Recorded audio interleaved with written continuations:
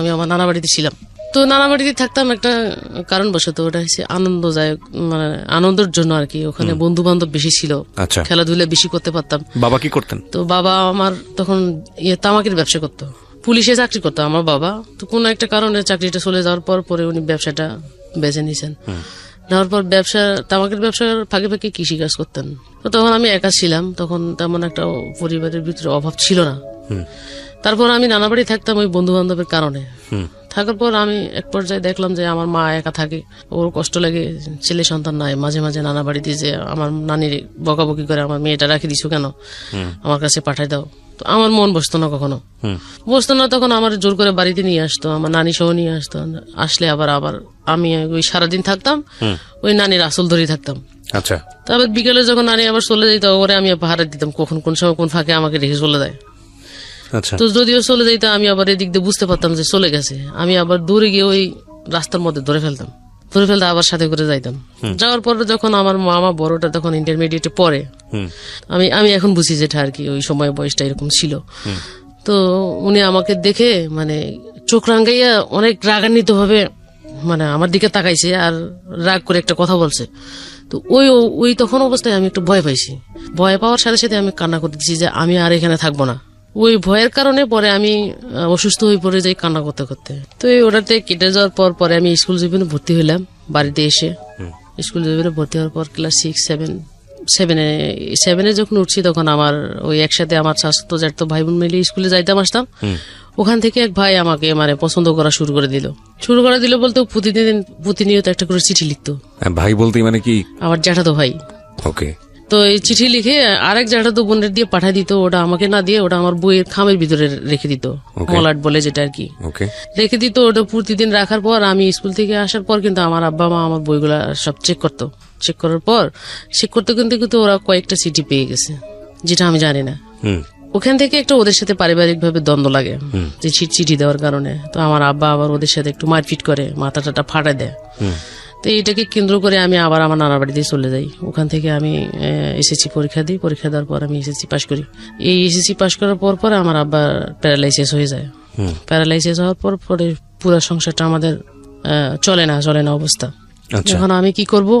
আমিও তো কেবল এসএসসি পরীক্ষা দিয়ে বের হয়েছি। আমার মার সাথে পরামর্শ করলাম এখন আমরা কিভাবে সংসারটা চালাইতে পারি। এই অসুস্থ থাকার ঔষধ পাতি সবকিছু মিলে কিন্তু আমার চাচারা আমার পাশে আসে না, আমাদের পাশে আর আসে না। এরকম করতে করতে উনিও অসুস্থ। এখন আমিও পড়ালেখা কিভাবে করব, এটা একটু কষ্টের বিষয়। এর ফাঁকে দিয়ে আমি আবার ওই 19 থাকা অবস্থায় একজনের সাথে আমার রিলেশন হয়ে যায়। তো ওকে আমার পছন্দ লাগে এবং ও আমাকে পছন্দ করে। পছন্দ থাকা অবস্থায় ওর সাথে আমার একটা মানে ভালো সম্পর্ক তৈরি হয়ে যায় এবং চিঠি আদান প্রদান হওয়ার কারণে আবার এদিকে বাবা অসুস্থ।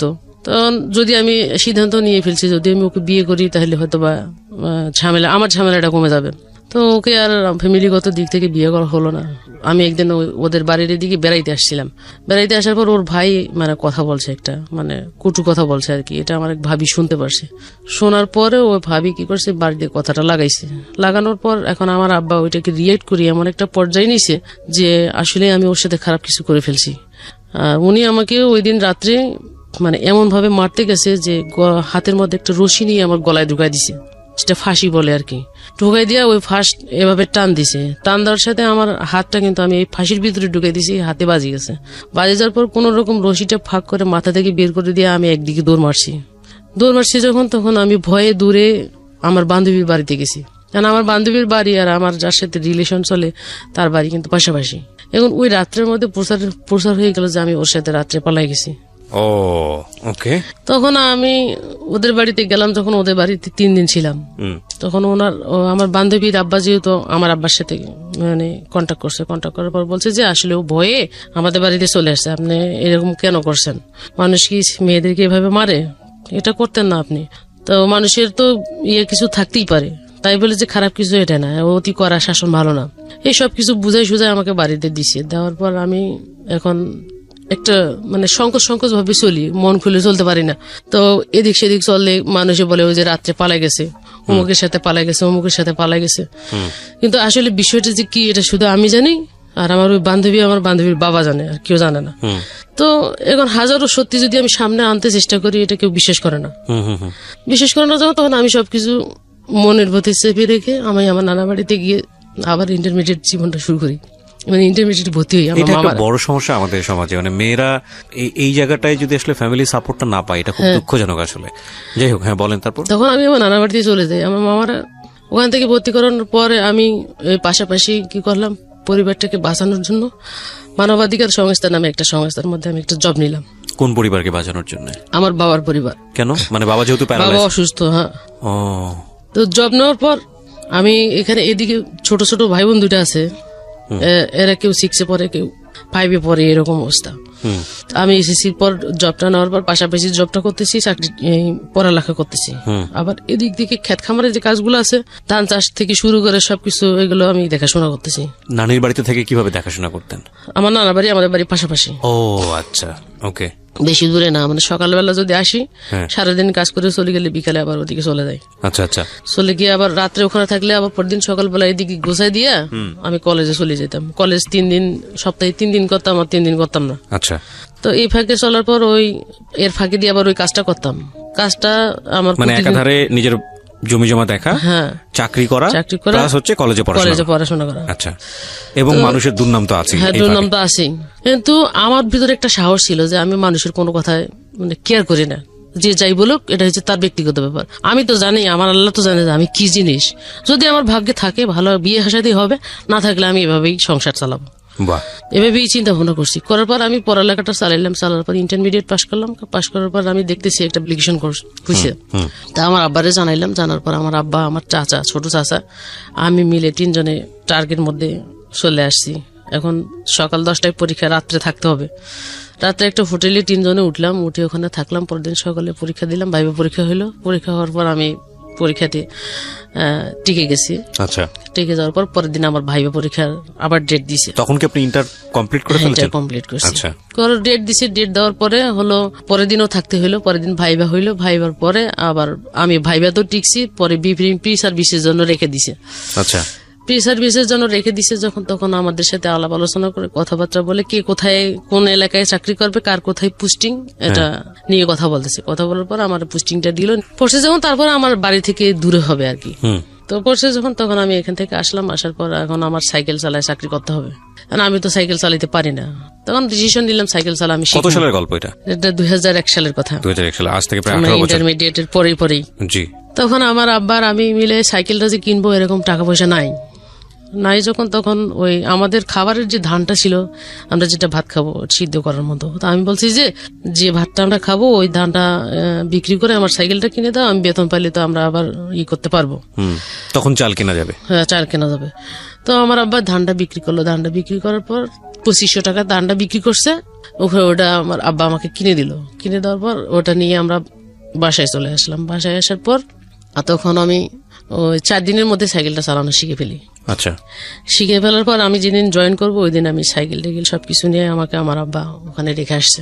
রেখে আসার পর আমি ওখান থেকে সাইকেল যাত্রা শুরু করলাম চাকরিতে। মানে কোথায় কোথায় যেতে হবে, ফিল্ডে কি সেই বিষয়ে সবকিছু ওখান থেকে জেনে নিলাম, ম্যানেজারের কাছ থেকে জেনে নেওয়ার পর ওখানে আমরা একটা টিমের মধ্যে চাকরি করতাম। মানে এক একজন এক এক প্রোগ্রামের। আমি ছিলাম হয়েছে এনএপি প্রোগ্রাম, শিক্ষা প্রোগ্রাম। আচ্ছা। তো ওই প্রোগ্রামে শুধু আমি একা। এখন আমি 3 মাস কাজ করার পর আমাকে ওখান থেকে প্রোগ্রামটা চেঞ্জ করে দেওয়া হলো। চেঞ্জ করে দিল আমাকে এডিপি প্রোগ্রামে। যেমন ওই এলাকার মধ্যে হতদরিদ্র গরিব দুঃখী যে লোকের মেয়েগুলো আছে আমার মতো বয়স, বা 18 বছর 17 বছর, পড়ালেখা করে না, এদেরকে গ্রাম থেকে বুঝাই শুনে ধরে এনে ওদের ভিতরে একটা পাঠাগার সিস্টেম ছিল। বিকালবেলা, সকালবেলা যদি আমি ছোট বাচ্চাদের দেখতাম, বিকালবেলা আমার বড় বাচ্চাদের দেখতে হইতো। এটাকে নিয়ে আমি আবার ওই ইয়াতে গেলাম, পাঠাগার ভিজিট করতে যাইতাম। তো ওই রকম মেয়েদেরকে আনে বুঝাই শোনায়, বড় বড় মেয়েদের, অশিক্ষিত মেয়েদেরকে দিতাম, মোটিভেশন করতাম, পড়ালেখার জন্য আগ্রহ করতাম। ওইগুলো করার জন্য আমার লাগতো আপনার হচ্ছে সিডি, টিভি, মানে সাংস্কৃতিক মূলক অনুষ্ঠানের জন্য যে সমস্ত জিনিসগুলো দরকার, এগুলো দিয়ে এটার জন্য আমাকে প্রতি মাসে ট্রেনিং করতে হইতো। চাকরি করতে করতে আমার বছর খানেক হয়ে গেল চাকরির বয়স। বছরখানেক হয়ে যাওয়ার পর এর মাঝখান দিয়ে আমি এই ছুটিতে বাড়িতে আসছি। আর এই যে আমার বাড়িতে থাকাকালীন যার সাথে রিলেশন ছিল, একটা বদনাম হয়ে গেল, ওর সাথে আমার কোনো যোগাযোগ নাই। তো ফুট করে একদিন বাড়িতে ও বাড়ি যাচ্ছে, আমিও আসতেছি, তো এলাকার ভিতরে দেখা হয়ে গেছে। যখন তখন ওর সাথে আমার কথা হইলো, কথাবার্তা হইলো। হওয়ার পর ও কি করছে, আমার ফোন নাম্বার নিছে, চিডিসেল নাম্বার একটা ব্যবহার করতাম। তখন আমার সাথে মাঝে মাঝে ওর সাথে ফোনে কথা হইতো। তা আমার ফ্যামিলিগত বিস্তারিত যখন জানলো, তখন ওর সাথে আমার কথা হইলে মাঝে মাঝে ওর সমস্যায় পড়লে আমার থেকে টাকা নিত, আর আমি সমস্যায় পড়লে ওর থেকে নিতাম। এরকম একটা বন্ধুত্ব সুলভ রিলেশন ছিল। তো এক পর্যায়ে কথা বলতে বলতে দুজনের মধ্যে আবার একটা ভাব সৃষ্টি হয়। তা আমি বলি যে এভাবে না থাকে আমরা দুজনে বিয়ে করলে হয় না? কয় কথাটা খারাপ বলছ না, কথাটা ভালোই বলছিস। বিয়ে করলে মনে হয় আমরা এখন চাকরি বাকরি করি, আমাদেরকে মেনে নিবে, করে ফেলবো। তো এই কথাই থাকে, আমি আর এর সাথে তেমন একটা বাড়াবাড়ি করি না। হয়তো দেখা গেছে 15 দিন পর একদিন কথা হয়, 10 দিন পর একদিন কথা হয়, এরকম। তো এই দিক দিয়ে আমি চাকরি বাকরি করতে মোটামুটি পরিবারটা গুছাই ফেলছি, একটু স্বস্তির দিকে আসছে, মোটামুটি ভালোই চলছে। চলার পর এখন ওই সময় আমার ছোট ভাই ফর্ম ফিল আপের টাকা পাঠাবো এসএসসি। তো আমি আবার আমি এখনো বেতন পাই নাই। আমার এই বন্ধুর কাছে কল করছি, আমি কিছু তুমি আমার কিছু টাকা দাও, আমার ভাইয়ের ফর্ম ফিল আপ, তো ওই জন্য একটু আমার তাড়াতাড়ি জরুরি করে বাড়ি যেতে হবে, আমার আব্বা অপেক্ষা করতেছে। তো ও কি করছে, আমার সাথে কথা বলে বলতেছে আচ্ছা ঠিক আছে আমি দিচ্ছি, তবে অন্য একটা নাম্বারে পাঠাই দিচ্ছি। ও কথাটা বলে আমার মোবাইলটা অফ করে দিছে। যখন ওই যে টাকা পাঠাইবে বলছে, এখন আমি আর ওরে পাই না। ওর টাকা 3000 টাকা দিছে ওর বন্ধুর কাছে। উনি কি করছে, আমাকে ফোন করে বলছে যে আপনি টাকা চাইছিলেন, টাকাটা আমার কাছে দিয়ে দিছে, আপনি এসি পরিবহনে যান, আপনার টাকাটা আমি পাঠাই দিচ্ছি। তো বলে যে আমি বলছি আচ্ছা ঠিক আছে আমি যাচ্ছি। আমি তখন এসি পরিবহনে গেছি, যাওয়ার পর উনি আমাকে টাকাটা পাঠাই দিছে। পাঠাই দেওয়ার পর ওনার নাম্বারটা আমি সেভ করে রাখছি, যে ওই পর্যন্ত শেষ, আমার আর মনে নাই। যখন তখন আমি ফর্ম ফিল আপ শেষ করে আমি আবার আমার চাকরির জায়গায় চলে গেছি। চলে যাওয়ার পর প্রায় মাসখানেক পর আমাকে আমার আব্বা কল করছে। কল করে বলতেছে যে আমি হচ্ছি বড়, আমার ছোট চাচার মেয়ে আমার থেকে ছোট, তো ওর বিয়ের কথাবার্তা চলছে যখন তখন আমার আব্বা এখানে একটা ব্যাগরা দিচ্ছে যে আমার মেয়ের বিয়ে হয় না এখন তোমার মেয়ের বিয়ে দিলে মানুষ খারাপ বলবে। তা আমি বলছি যে ওরা যখন ভালো সম্বন্ধ পাইছে, বিয়ে দিয়ে দেখ, সমস্যা নাই, আমার বিয়ে আমি নিজে করে নেব, চাকরি যেহেতু করি এরকম পাবোই অনেক কিছু, তা তোমাদের বাড়িতে আমার থাকতে হবে এমন কোনো কথা না। তা আমার বলতেছে তাহলে কিছু টাকা লাগবে। তা আমি বলছি কত টাকা লাগবে? কয় 1020 টাকা হইলে আমি এদিক দিয়ে একটা সমস্যার সমাধান করবো আর কি। আমি ওই দিন সন্ধ্যার মধ্যে আমি তখন বেতন ধরছি আমার 8900 টাকা, আর এদিক দিয়ে সবকিছু মিলাই 10-12 হাজার টাকা পাইতাম। তো আমার ওখানে আবার থাকতে থাকতে বন্ধু বান্ধব হয়ে গেছে, ওদের থেকে আমি কিছু টাকা সংগ্রহ করছি। করার পর আমি 20,000 টাকা মিলাই বাড়ি আসছি। তো বাড়িতে আসি দেখি বিয়ের সব আয়োজন শেষ। পরে বিয়ের রাত্রে যখন আসলাম, বিয়ে হয়ে গেল, চলে গেল, খাওয়া দাওয়া শেষ, আমিও ভাত টাত খাইছি। খাওয়ার পর ওই ডেকোরেশন যেগুলো আছে, পরযাত্রী যেখানে বসছিল ওইখানে বসে বসে মোবাইল টিপতেছি। তো টিপতে ওর নাম্বারটা চলে আসছে, কারণ আমার তো মনে নাই। আমি কইছি যে এটা কার নাম্বার, দেখি তো একবার ট্রাই করি। আমি কি করছি, মিস কল মারছি। মিস কল মারার সাথে সাথে আমার কাছে ব্যাক করছে। ব্যাক করার পর বলছে যে, আমি বলছি ভাই আপনি কি, কেন আপনি আমাকে চিনেন না? আপনার নাম্বার তো আমার কাছে সেভ করা আছে, আপনি মায়া বলছেন না? আমি কি হ্যাঁ মায়া বলছি। আমি কো আচ্ছা আপনি কথাটা শুনলে মন খারাপ করবেন না তো? আমি জানি ওর সাথে আপনার রিলেশন, আপনাদের দুজনের বিয়ে হবে, কথাটা বলতেছি, আপনি আবার মন খারাপ করেন না। আমি সাথে ওর সাথে এমন কোনো কিছু না যে ওকে আমার পেতেই হবে, বললে কোনো সমস্যা নাই, বলেন। তখন উনি বলছে যে ও বিয়ে করে ফেলছে, এই জন্য মোবাইল বন্ধ। তো এটা আমাকে বললেই কি সমস্যা ছিল? আমি বন্ধু হিসেবে তো জানতেই পারি, মানুষের ওর সাথে প্রেম করছি বা সম্পর্ক করছি, বিয়ে করতে হবে এমন কোনো কথা না। ও বিয়ে করবে, আমি বিয়ে করবো। তখন উনি আমাকে বলতেছে যে আমি কথা যদি আপনি ইয়ে না করেন, আমি একটা কথা বলবো আপনাকে। আপনি কি বলবেন আমাকে? তো বলছে আমি পরে বলবো। ফোনটা কাটছে। তো এটা মনের ভিতরে রাখার পর কি করছে, আমার সাথে প্রায় 6 মাস এমনি কথা বলছে। কথা বলার পর উনি আমাকে বলছে যে আমি আসলে আপনাদের এদিকে আসবো যখন বলছে, তখন আচ্ছা ঠিক আছে আসলে দেখা করবো, সমস্যা নেই। তখন কি করছে, ওর সাথেই ওই বেড়াইতে গেছে আমাদের এলাকায়। বেড়াইতে যায় যখন ও আমাকে সামনাসামনি ফেস টু ফেস দেখছে, দেখে ও আমাকে পছন্দ করে ফেলছে। আচ্ছা, আর আমিও যখন ওকে দেখছি, দেখার পর আমারও পছন্দ হয়ে গেছে যে আমি যার সাথে রিলেশন করলাম তার থেকেও যে সুন্দর এবং অনেক ভালো, অনেক স্মার্ট, অনেক শিক্ষিত, মাস্টার্স কমপ্লিট। এই বিয়েটা যদি করি আমার ফ্যামিলি অবশ্যই মেনে নিবে। 6-7 মাস কথা বলার পর এতে কি করছে, নিজে আগ্রহ করে আরেকবার চলে গেছে তো ওনার সাথে আমার কথা হইলো, আমি মনে করছি দুষ্টামি করতেছে মনে হয়। তা আমি ওই দুষ্টামিমূলক এইভাবে কথাগুলো বলে ফেলছি যে আচ্ছা ঠিক আছে আসেন। তো ওকে তো দেখছি একবার, দেখার পর পরের বার যখন গেলাম উনি আমাকে বলছে যে আমি আমার মামাকে সাথে করে নিয়ে আসছি, আর আপনি আসেন। টার্মিনালে উঠে ওরা হোটেলে উঠছে, হোটেলে উঠার পর আমাকে কল করছে। তখন আমার তো এই দিক দিয়ে ছুটি নিয়ে নেই, ছুটি নিতে তো আমার একটু সময় লাগবে। তো আমি সকালবেলা যাইয়া ফিল্ডের সব কাজ গোছগাছ করে রাখি, অফিসে আসছি। অফিসে আসি, ম্যানেজারে বলছি স্যার আমি বিকালের দিকে অফিসে আসবো না, আমার একটু কাজ আছে, আমার একটু ছুটি দেন। তো কি কাজ পড়লো ওখানে, আবার আমার সহপাঠী আরেকজনকে বুঝাই দিয়ে বলছে যে আজকে যাবে না, আপনারা একটু ম্যানেজ করে নিয়ে। করার পর ওই দিন বৃহস্পতিবার ছিল, আমি বিকালে দুপুরের দিকে রওনা হয়েছি। রওনা হয়ে ওর সাথে দেখা হলো আমার 2টা বাজে। 2টা বাজে যখন দেখা হলো তখন ও বলে যে রিক্সায় ওঠো। তো ওর সাথে আমি রিক্সায় উঠলাম, ওর মামা আছে হোটেলের ভিতরে। আমি এখন সংকোচ করতেছি একটা ছেলের সাথে হোটেলের ভিতরে যাবো কি যাবো না, বা একটা ভয়ের বিষয় আছে। তা আমি বলতেছি আমি হোটেলের ভিতরে যাব না, আপনি এখান থেকে যা করান মানে কিভাবে করবেন সেটা আপনি বলেন। তো কি করছে, মানে টাকা কিন্তু মনে হয় 20,000-এর মতো নিয়ে গেছে। মানে আপনি আগে থেকেই জানতেন যে আপনারা বিয়ে করতে যাচ্ছেন? সামথিং বলা ছিল। আপনার ফ্যামিলিকে আপনি জানাননি কেন? না, আমি জানাইনি কেন? জানা নেই বলতে আমার ফ্যামিলি এত দূরের ছেলের সাথে বিয়ে দেবে না। আচ্ছা, বিয়ে দেবে না বলতে যদি আমি ঢাকায় ছেলে বিয়ে করি তাহলে এখানে যদি আমাকে ফেলে চলে যায় পরে ওকে আমরা কোথায় খুঁজে পাবো? এমনি আমরা মধ্যবিত্ত পরিবারের মানুষ, আমরা এগুলো চাই না। এখন এদিক থেকে আমার পছন্দ হয়ে গেছে, এটা আমি মানে করবোই তো করবো, যে কি জীবনের ডিসিশন কি হয়। পরে ওই কি করলো, আমাকে ওখান থেকে দেখে মানে আগে মার্কেটে ঢুকাইছে। মার্কেটে ঢুকার পর বিয়ের যেগুলো কেনাকাটা সবগুলো করছে, নাক ফুল থেকে শুরু করে কাপড় চোপড় পাঞ্জাবি সবকিছু মিলাই করে ফেলছে। উঠার পর ওরা আর একটা রুম নিয়ে ফেলছে, মানে আমার জন্য আর কি। ওরা 2জন এক জায়গায় থাকবে, আমি এক জায়গায় থাকবো। তো আমি আমার রুমে আছি, ওরা ওনাদের রুমে আছে। থাকার পর ওখানে ওই হোটেলের মালিকের সাথে কথা শেয়ার করছে। শেয়ার করার পর বলছে যে আচ্ছা ঠিক আছে, আমি বিয়েটা আমরাই করাবো, আমরা মেয়ের পক্ষ আর ছেলের পক্ষ তো একজন আছি। তো ওখানে কাজী টাজি আনি, ওখানে কিন্তু বিয়েটা হয়ে গেছে। আপনার ফ্যামিলি জানতো না? না, ফ্যামিলি জানতো না। বিয়েটা যখন হয়ে গেল, ওই দিন বিয়ে শেষ করার পর প্রায় রাত্রে 9:30 বাজছে। 9:30 বাজছে। তা আমি বলছি তো আমি এখানে থাকতে পারবো না, আমার তো যাইতে হবে। তো বলতেছে না, চলে গেলে কেমন হয়, এটা খারাপ দেখা যায় না, থাকো আজকে, কালকে শুক্রবার বন্ধ আছে, শুক্রবার বিকালে যাবো, শনিবার অফিস করবা। আমি ওখানে থাকলাম। থাকার পর শুক্রবার বিকালবেলা ওর মতো চলে আসছে, আমি আমার মতো চলে গেছি। চলে যাওয়ার পর আবার কন্টিনিউ তো ফোনে যোগাযোগ হয়। তো যোগাযোগ করতে করতে করতে করতে এটা আমার বাড়িতে জেনে গেছে যে আমি বিয়ে করে ফেলছি। জেনে গেছে যখন, তখন আমার বাড়িতে কিছুতেই না, দিবে না, মানতেছে না। এখন যদি আমাকে অন্য কোথাও বিয়ে করে দেয়, এখন ওর সাথে বিয়ে করছি, যা করার তো সবকিছু করে ফেলছি, এখন আমি আর একটা ছেলের কাছে যাবো না। এখন আমার কপালে যা হবে হবে। এখন তোমাদের সংসার আমি বোঝাই দিছি, এখন তোমরা ভালোভাবে মেনটেন করে চলো, আমি এভাবে বলছি। বলার পর আমি ফ্যামিলিকে বলেছি যে আমি আমার যতটুকু করার ছিল আমি অতটুকু করে গোছাই দিছি, এখন তোমরা তোমাদের মতো মেনটেন করে চলো। না, আমার পক্ষে সম্ভব না, আমি ওর সাথে সংসার করব। আমি এই কথা বলে আমি ওখান থেকে চাকরি বাকরি ছেড়ে ওর সাথে চলে আসছি। চলে আসলাম ঢাকা আসার পর এখানে আমাকে রাখলো।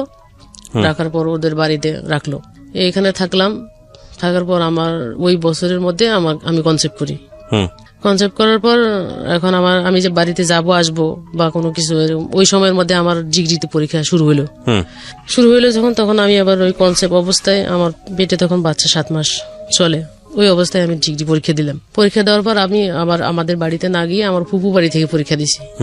পরীক্ষা দেওয়ার পর ওখান থেকে আমি আবার শ্বশুর বাড়িতে চলে এসেছি। তো এই বাচ্চাটা হওয়া পর্যন্ত আমি ওদের সাথে ভালো ছিলাম, মানে ওরা আমার সাথে ভালো ব্যবহার করতো।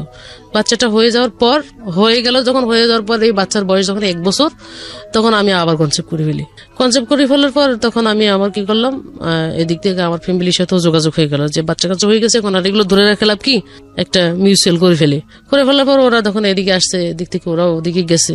এখন একটা আসা যাওয়ার মধ্যে আছি। থাকার পরে যখন দ্বিতীয় বাচ্চাটা আমার কনসেপ্ট আসে, তখন আমি নাইউরি হিসেবে আমার বাবার বাড়িতে চলে যাই। বাবার বাড়িতে যখন চলে যাই, তখন আমার মা আমাকে বলে যে এই বাচ্চাটা এখনো বড় হয় নাই, আবার আরেকটা বাচ্চা নিশ্চয়, চল বাচ্চাটা নষ্ট করে ফেলে, বাচ্চাটা রাখবা না। তো আমি ততটা ওই ইয়েটা বুঝতাম না তখন আমি কি করছি, আমার মার সাথে ওখানে গেছি, ওইটা নষ্ট করে ফেলবো। এখন ওখানে যাওয়ার পর ওখানে মহিলা গাইনি যে করতেছে, আরো অন্য মহিলারা আছে, দেখি তো চিৎকার করে চিল্লায়। তা আমি আবার কি করছি, এটা আমি ভয় পেয়েছি। ভয় পাওয়ার কারণে আমি ওনাকে ওখানে বসে রেখে ওখান থেকে নিজে বাড়িতে চলে আসছি। তো আমার মা আমাকে খুঁজে আরেকজনকে জিজ্ঞেস করছে, আমার মেয়েটারে দেখছেন? আপনার মেয়ে কবে রিক্সা নিয়ে বাড়ি চলে গেছে? তখন আমার মা বাড়ি ঘুরে এসে বলতেছে যে তুমি আমাকে রেখে চলে আসলে কেন? আমি তুমি যে কাজ করার জন্য আমাকে নিছো ওটা আমি করবো না, এটা তুমি করো, যাই যাও। তো করার পর বলছে কয় এটাই সামলাইতে পারতেছিস না, আবার আর একটা নিছিস, এখন দুইটা কেমনে সামলাবি? আমি কষ্ট করলে একবারে করবো আর করবো না পরে। এভাবে করার পর আমি আর বাচ্চাটা নষ্ট করে নেই। তারপর হইলো তখন আমি ওই অবস্থা থেকে শুরু হইলো 8 মাস যখন চলে, তখন থেকে আমার উপর টর্চারিং এর একটা কিভাবে হয়েছে প্রভাব চলে আসলো বলতে আমার শাশুড়ি মানে কথায় কথায় খোঁটা মারে। নিজে নিজে বিয়ে করছি, আমার এত সুন্দর ছেলে দেখে মন মানে নাই, চলে আসতো। আমি ঢাকা শহরে ছেলে বিয়ে করাইলে কত কিছু পাইতাম, কোনো কিছু পাই নাই। আজকে দুইটা বাচ্চা হয়ে যাচ্ছে, তোর ফ্যামিলি থেকে কোনো কিছু দেয় নাই বা ওইরকম কিছু পাই না, একটা মানে আত্মীয়তার সম্মান বলতে কিছু আছে। আমি বলছি যে এত দূর থেকে তো এত কিছু করা সম্ভব না, আর আপনারা গেলে তো আমার মা বাবা ফেলাই দেয় না, আমাদের সাধ্য মতো যতটুকু করার দরকার আমরা অতটুকু করি, এইভাবে তো আপনি আমাকে এভাবে বলতে পারেন না। তো ওনার ছেলে হচ্ছে ও সহ 4 জন, আরো 3 ছেলে আছে, মেয়ে আছে, 1 মেয়ে বিয়ে হয়েছে। তো ওই পরিবারের সমস্ত কাজ আমাকে দিয়ে করাইতো, রুটি বানা থেকে শুরু করে সকালবেলা প্রতিদিন 1 গাদা রুটি বানাইতে হয়, ভাজি করতে হয়, চা আছে, সবকিছু মিলাই করা লাগে। এখন আমি যে একটা প্রেগনেন্ট অসুস্থ মানুষ, আমি যে খাবো বা স্বামী হিসেবে যে আমার খোঁজ খবর নিবে বা কিছু করবে এরকম কোনো কিছু না। তখন আমি ফোন করলে শুধু আমার মার সাথে কথা বলে, আমার সাথে কথা বলে না। তো এরকম একটা পর্যায়ের ভিতরে চলে গেছে। চলে যাওয়ার পর এরকম সহ্য করে থাকতে থাকতে পরে ডেলিভারি হয়ে গেছে। ডেলিভারি হয়ে যাওয়ার পর আবার মানে কষ্ট যেটা দিছে এর থেকে আরো বেশি টর্চারিং শুরু হয়েছে। টর্চারিং যখন শুরু হয়েছে তখন আমি কিন্তু এখন তো এই অবস্থায় তো আমি আমার বাবার সংসারে ফিরে যেতে পারবো না। এখন যদি যাই তখন ওরা আমাকে আগেই বলছে যে আমরা এগুলো চিন্তা ভাবনা করে কথা বলছিলাম, এখন আমরা এগুলো মানবো না, আমি শেয়ারও করতে পারতেছি না। তখন বাচ্চাটার বয়স 1 বছর 6 মাস এরকম হয়েছে। ও একটু একটু করে হাঁটা অবস্থায় আমি কি করছি, যে টাকা পাবো, যে টাকা নাই, ওই টাকাটুকু পাঠায় সব ওদের কাছে। তখন আমার অসহ্য হয়ে গেছে যখন, তখন আমি কোন রকম 500 টাকা জোগাড় করছি। জোগাড় করার পর ওই 500 টাকা নিয়ে আমি কি করছি, বাচ্চা 2টা নিয়ে সায়দাবাদ টিকিট কেটে গাড়িতে ওইটা চলে গেছি। বের হয়ে যখন তখন ওর মা ওকে ফোন দিয়ে বলছে যে তোর বউ বাড়ি থেকে বের হয়ে গেছে। বের হয়েছে তো হয়েছে, এই বাড়িতে আমি আর ঢুকাবো না। আমার কাছে মোবাইল নেই যখন, তখন ও কোন অফিসে চাকরি করে ওইটা আমি জানি। অফিসে চলে গেছি, অফিসে চলে যাওয়ার পর অফিসে ওরে আমি পাইছি। ও আমার দেখে মানে মুখ এমন ভাবে কালো করছে যেন আমি ওর শত্রু গেছি ওখানে। তারপরে সবকিছু মেনে নিয়ে ওই অফিসে থাকার পর ওই দিনে তো ব্যাচেলার থাকতো, যে বাসায় ব্যাচেলার থাকতো ওই বাসায় তো নেওয়া সম্ভব না। অফিসের রুমের ভিতরে বসায় রেখে ঘন্টা 2 মধ্যে বাসা খুঁজে নিছে। বাসা খুঁজে নেওয়ার পর 1000 টাকা একটা রুম ভাড়া নিছে, ওই রুমের ভিতরে আমাদেরকে আপাতত উঠাইছে। উঠানোর পর 1 মাস থাকলাম, 2 মাস, 3 মাসের মাসে বলতেছে যে আমার একলা সংসার চালানো সম্ভব না, আমি কি আমার ভাই বোনদের টানবো নাকি এখানে আমি আলাদা করে সংসার টানবো, এটা সম্ভব না। তখন আমি বললাম যে আমি তো পড়ালেখা জানি, আমি তো একবারে অজ্ঞ না যে কোনো কিছু করতে পারবো না, যে কোনো একটা চাকরির ব্যবস্থা করে দাও, আমি বাচ্চা কাচ্চা কারো কাছে রাখি, আমি চাকরি করবো। তো এরকম যখন একটা কথা বললাম তখন ও রাজি হইলো। রাজি হওয়াতে পরে আমাকে কি করলো, ও যে এলাকায় কাজ করে ওই এলাকার কিছু সদস্য আছে যারা গার্মেন্টস সেক্টরে কাজ করে, তাদের সাথে পরিচয় পর্ব করে আমি যে ওর ওয়াইফ ওই পরিচয়টা গোপন রাখার পর ওনার সাথে পরিচয় করে দিয়ে আমাকে একটা জবের ব্যবস্থা করলো। করার পর আমি এখন পড়ালেখা করছি, এতগুলা পড়ালেখা করার পর আমি গার্মেন্টস এর ভিতরে যখন আমি পরিবেশটা সম্পর্কে বুঝলাম, ওই দিনে ইন্টারভিউ দিতে যাইয়া এখন আমি বলছি যে আমি এই সমস্ত চাকরিগুলো করবো, এটা আমার পক্ষে সম্ভব না, আমি মেনে নিতে পারবো না এটা। তো যিনি সুপারভাইজার আমার, তিনি অনেক ভালো, উনি আমাকে গেট থেকে নিচে নেওয়ার পর ফ্লোরে নিচে নিয়ে আমাকে, আমি তো ওই সেক্টরে একবারে নতুন, কিছু জানি না, উনি আমাকে সবকিছু জানাই দিছে, শিখাই দিছে। তো শিখাই দেওয়ার পর আমাকে বলছে যে তোমাকে ইন্টারভিউ বোর্ডে যখন যেগুলো জিজ্ঞেস করবে তুমি এগুলো বলবা। তো তখন আমি ওগুলো বলছি, বলার পর আমার বেতন হচ্ছে 2800 টাকা। তো ওভারটাইম করলে আমি 4000 4500 মতো টাকা বেতন পাইতাম। তো ওখানে কাজ করা অবস্থায় কাজের মধ্যে দিয়ে যে সিচুয়েশন গুলো তৈরি হতো, যে আচরণ গুলো করতো, যে গালাগালি গুলো করতো, এগুলো আমার কাছে ভালো লাগতো না। যখন তখন আমি নিজের মনে মনে শুধু মনে মনে রেখে দিতাম, বলতাম না। এই অফিসে যাই আসি, এখন আমি বাচ্চা 2টা কার কাছে রাখবো, এটা একটা টেনশন। তারপরে ওখানে আমি মাঝখান দিয়ে ছুটি নিছি। ছুটি নেওয়ার পর আমি বলছি যে স্যার আমাকে 2 দিন ছুটি দেন, ছুটি দিলে আমি একটু সমস্যা আছে সমাধান করে অফিসে আসবো আর কি। এর ফাঁকে দিয়ে আমি বাচ্চা 2টাকে নিয়ে আমাদের বাড়িতে চলে গেছি। বাড়িতে যে ওদেরকে ওখানে রাখছি, রাখার পর আমি আমার মার সাথে কন্ট্যাক্ট করছি যে তোমার আমি প্রতি মাসে 3000 করে টাকা দেবো, ওদেরকে শুধু খাওয়াবা আর একটু বড় করবা, আর কোনো কিছু লাগবে না, বড় হলে আমি ওদেরকে নিয়ে যাব। আর এর ফাঁকে দিয়ে আবার এই সংসারের যে অবস্থা, আব্বা অসুস্থ, তা আব্বা আবার আমার সাথে শেয়ার করলো যে আমারও একটু সাপোর্ট করিও। আমি চাকরি যেহেতু পাইছি সেহেতু সাপোর্ট আমি করবো, ওদের জন্য 3000 টাকা দেই, তাহলে আর 2জন পড়ালেখা করবে, আর 2000 টাকা বাড়াই দেবো, আমি 5000 টাকা দেবো। 5,000 টাকা দিলে এদিক দিয়ে হয়ে যাবে, আর যা টুকিটাকি টাকা থাকে আমি একলা তো, ও যদি আমাকে নাও রাখে আমি একলা, আমার মনের ভিতরে একটা প্ল্যান আছে। আব্বার সাথে কথা বলার পর আমি ওদেরকে রাখি চলে আসছি। চলে আসার পর তারপরে আমার মা ওখানে আমার ছেলেদেরকে ভর্তি করাইলো। ভর্তি করানোর পর পড়ালেখা ভালো চলছে, আমি ওদিকে চাকরিটা ভালো করতেছি এবং ওদেরকে প্রতি মাসে 5,000 টাকা করে দিচ্ছি। 3,000 টাকা আমার ছেলেদের জন্য, 2,000 টাকা 2 ভাই বোনের জন্য। মাঝে মাঝে এদিক দিয়ে টুকিটাকি যা ওষুধপত্র খাওয়া লাগে 500 টাকা হাত খরচ আমার আব্বারে দিচ্ছি। দেওয়ার পর ওইখানে আমি চাকরি করা অবস্থা, এখন আমার মেন্টালিটি আসলো যে আমি আসলে এটাতে কি আছে, এই কাজটাতে কি আছে। যেমন ওরা আজকে আমাকে অর্ডার করতেছে, ওই জায়গাটা আমাকে যেতে হবে। এটা করতে হলে মানে ওখানে যেতে হলে আমাকে কি করতে হবে, আমাকে এটা অ্যানালাইসিস করতে হবে। মানে আপনাকে যিনি অর্ডার করতেছেন আপনি সেই জায়গায় একদিন অর্জন করতে চান। অর্জন করতে চাই। জানার পর যখন আমার আইকিউ এর ভিতরে ওই জিনিসগুলো ঢুকে গেল, তখন আমি কি করব, আমার এই বেতনে পোষাবে না, এখন আমি চাকরিটা চেঞ্জ করব। যাইতে আসতে আমি এক মহিলার সাথে কথা বলতাম প্রতিদিন। তো ওনাকে আমি বললাম, আপনাদের ওখানে কি লোক নেয়? তো বলতেছে, তোমার পড়ালেখা আছে? আমাকে হওয়া আছে। তাহলে তুমি কালকে সার্টিফিকেট নিয়ে এই জায়গায় দাঁড়াও, আমি আসার সময় তোমাকে মাইক্রো করে তুলে নিয়ে যাবো। তো ওনার সাথে আমার যোগাযোগ করার পর আমি পরের দিন সকালবেলা সব কাগজপাতি, মানে ওখানে 30 তারিখ ডিউটি শেষ করছি, বেতন দেয় 10 তারিখ। যে কোনো একটা বাহানায় আমি বেতন একটা নিবো এখান থেকে। পরের দিন ওনার সাথে আমি ওই ফ্যাক্টরিতে গেলাম। ফ্যাক্টরিতে যাওয়ার পর উনি একজন ইনচার্জের কাছে আমাকে বুঝিয়ে দিল। বুঝিয়ে দেওয়ার পর উনি আমাকে বলতেছে যে তোমাকে আমরা নিব, তুমি আমাদের ম্যানেজারটা একটু সেন্সিটিভ, উনি স্মার্টনেসলি চলাফেরা না করলে ওনা কিন্তু নেয় না। স্মার্টলি চলাফেরা করতে হবে, স্মার্টনেস লাগবে। তুমি সুন্দর পোশাক টোশাক পরে কালকে একবার স্মার্ট হয়ে আসবা, ঠিক আছে, সেক্টরটা চিনে যাও। তো আমি ওই দিন ওনার সাথে কথা বলার পর আমি চলে আসি। চলে যাওয়ার পর পরের দিন আমি আবার ওখানে গেছি। উনি যেভাবে আমাকে যেতে বলছে আমি ওখানে গেছি। যাওয়ার পর ওখানে লোক মনে হয় 10 জন নিছে। 10 জনের মধ্যে সিলেক্টেড করছে 6 জন, 4 জন বাদ। এর মধ্যে 2 জন মেয়ে আর বাকিগুলো ছেলে। সিলেক্টেড করার পর আমাকে ইন্টারভিউ বোর্ডে পাঠাইলো। পাঠানোর পর লিখিত পরীক্ষা হয় ওখানে 100 মার্কের। পরীক্ষা দিলাম। পরীক্ষা দেওয়ার পর ওনারা আমাকে ফ্লোরে পাঠাই দিল। ফ্লোরে পাঠাই দিয়ে ফ্লোর থেকে আমাকে মেডিকেল পাঠাইলো। ওখানে মেডিকেল পাঠানোর পর মেডিকেল টেস্ট করলো। টেস্ট করার পর আমার ওই দিন পাঠাই দেওয়ার পর 6 তারিখে আমাকে জয়নিং ডেট দিল। 6 তারিখ থেকে আমি ওখানে জয়েন করলাম।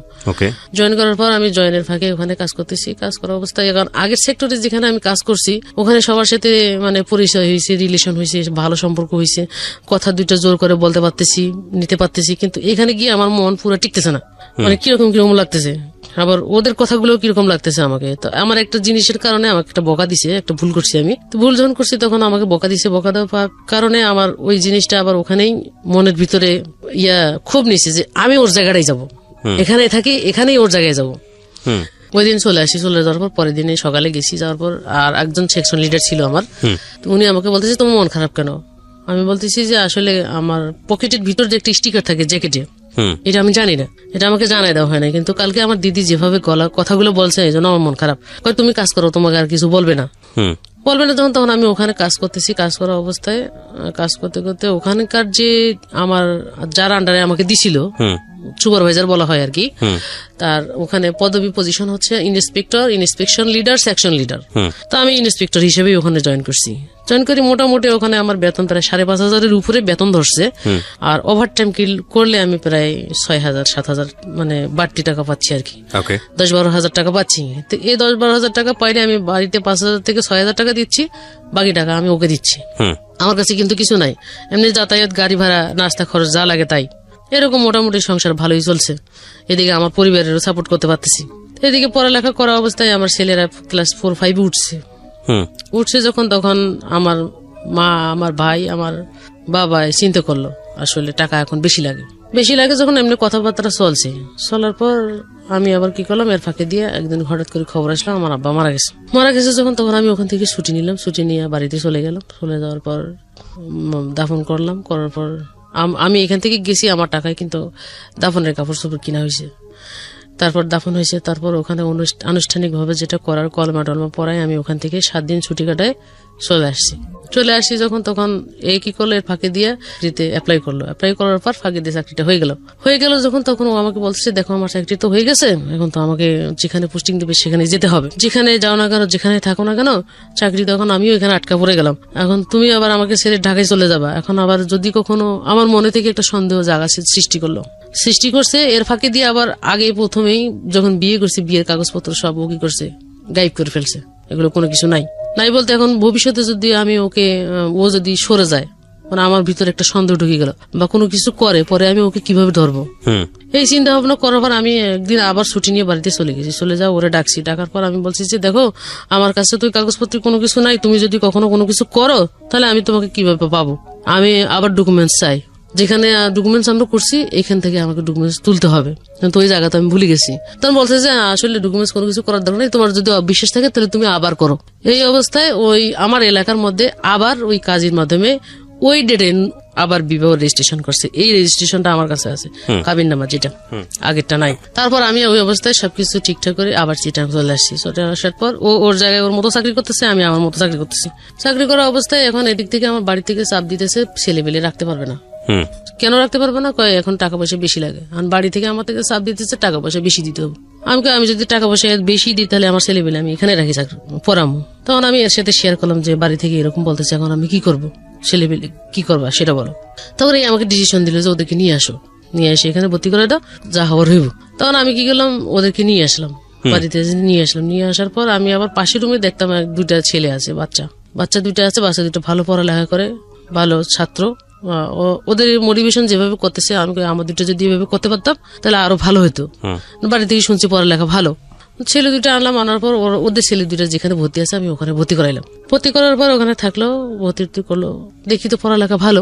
এর ফাঁকে দিয়া ওই ভাবিরে বললাম, ভাবি আমি তো সারাদিন থাকি না, আপনি আপনার বাচ্চা দুটো যেরকম দেখেন আমার বাচ্চা দুটো একটু ওরকম দেখিয়েন, আমার দিকে একটু তাকান, ঠিক আছে? তো উনি আবার বলতেছে ঠিক আছে, সমস্যা নাই, আমি দেখবো। তো এই দিক দিয়ে সবার সাথে যোগাযোগ ভালোই চলছে। হুট করে আরেকদিন আমার আব্বাই আমাকে কল করছে, একটু জরুরি করে বাড়ি যেতে হবে। এই আমার আম্মাই ফোন করছে, আব্বা তো নাই। ফোন করার পর আমি তখন গেলাম বাড়িতে। বাড়ি যাওয়ার পর বলতে যে ওকে তো আমরা ধরে রাখতে পারতেছি না। কেন, কি হয়েছে? কয় ওই আমাদের পাশের বাড়ির অমুক ছেলের সাথে রিলেশন করে, ওর সাথে যদি এগুলো করে এখন একটা বদনাম, তখন কি করতে হবে? কয় তুই তোর কাছে নিয়ে যা, ওখানে ভর্তি করে দিই, পড়ালেখার খরচ পাশাপাশি একটা চাকরি টাকরি ধরাই দিস, চাকরি বাকরি করলে হয়তো বা এগুলো করবে না। আবার হাজবেন্ডের সাথে শেয়ার করলাম যে এই ঘটনা, নিয়ে আসে এখানে একটা চাকরি দাও, আর পড়ালেখার খরচ দেখা যাক আমরা কি করতে পারি। তো দুজনে মিলেমিশে চলতেছি, থাকতেছি, খাইতেছি, ফিরতেছি। এর মধ্যেই আমার হাজবেন্ডও মাঝে মাঝে যায় আসে। আনার পরে এখন একটা মানুষের তো শহরের বাড়িতে বসে রাখা খাওয়া খরচের ব্যাপার স্যাপার আছে। তা আমি ওরে 2 মাস বসায় রাখলাম। বসায় রাখি বললাম যে এই জিনিসগুলো শিখো, যে জিনিসগুলো আমি তোমাকে দিই এগুলো শিখো, এগুলো কিন্তু ইন্টারভিউতে ফেস করতে হয়। তখনও কি পড়তো? তখন ইন্টারমিডিয়েট পাস করছে। হ্যাঁ, আচ্ছা। পাস করার পর তারপরে জবটা হয়ে গেলে এরপরে তোমার ভর্তির ব্যবস্থাটা আমি করবো। তো তুমি কি চাকরি করতে চাও কি চাও না? তো বলে যে আমি যদি চাকরি করলে একটু আমার বাড়িতে হেল্প করতে পারবো, আমার পড়ালেখাটাও চালাইতে পারবো। তখন আমি আমার অফিসের ভিতরে বিভিন্ন সেক্টরে বিভিন্ন জায়গায় যোগাযোগ করা শুরু করে দিলাম। শুরু করতে করতে আমি ওই স্টোরের জায়গাটা খালি পেয়েছি। তা আমি স্টোরের চাকরিটা অনেক ভালো, যতগুলো ডিপার্টমেন্ট আছে তার থেকে ওইটাই ভালো, বসে থাকার চাকরি আর নাই। তো এখন ওর সাথে যোগাযোগ করার পর ওনাকে আমি বলছি যে শোনেন আপা, আমি তো এখানে পুরান মানুষ, আমার লোকটা আপনার নিতেই হবো, আপনি যা কিছু করেন না কেন। তো উনি বলছে আচ্ছা ঠিক আছে, আমি আপনার লোকটা নিবো, আপনি আনেন। তো ওনার বাসাও আমার বাসার কাছাকাছি ছিল। আমি সন্ধ্যাবেলায় ওনার বাসায় নিয়ে গেছি। নিয়ে যাওয়ার পর ওনার সাথে কথাটা বললাম, কথা বলার পর ওখান থেকে বাসায় আসলাম। পরের দিন সকালবেলা আমি অফিসে নিলাম। নেওয়ার পর ওর চাকরিটা ওখানে হয়ে গেল। সবে চলে যাওয়ার পর বাড়িতে জানাইলাম, ও জবে ঢুকাই দিছি। আমার হাজবেন্ডের জানালাম জব দিছি, হ্যাঁ, দুইজনে একসাথে যাবো আসবো, একই অফিসে থাকবো। তখন এর মাঝখান দিয়ে আমার ভাইও চলে আসলো। তখন ওর টানিয়ে আনার পর ওরা কি করলাম, তো আমি বলছি যে তুমি কোয়ালিটি চাকরি করতে পারবা? তো কোয়ালিটি কিন্তু সারাদিন দাঁড়ায় থাকতে হয়, যদি তুমি করতে পারো তাহলে আমি তোমাকে দিতে পারি, যদি না করতে পারো তাহলে কিন্তু আমি মুখ বেচবো না মানুষের কাছে।